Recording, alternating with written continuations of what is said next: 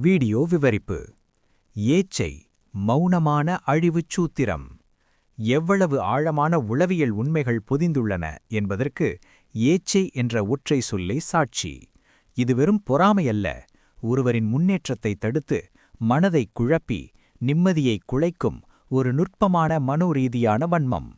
இன்றைய டிஜிட்டல் உலகில் நாம் மேனிபுலேஷன் அல்லது டாக்சிக் பிஹேவியர் என்று அழைப்பதை அன்றே நம் முன்னோர்கள் ஏச்சை என்று அடையாளப்படுத்தினார்கள்.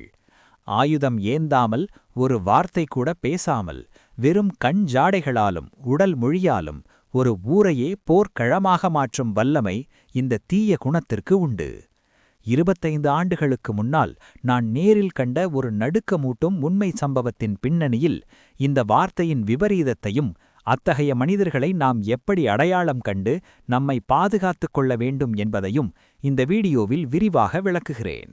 வார்த்தைகளைப் பற்றிய அறிவில் நாம் வளர வேண்டியது ஏன்? நம்மைச் சுற்றியுள்ள நிசப்தமான குழப்பவாதிகளை அடையாளம் காண்பது எப்படி? பதிலை அறிய வீடியோவை முழுமையாக பாருங்கள்.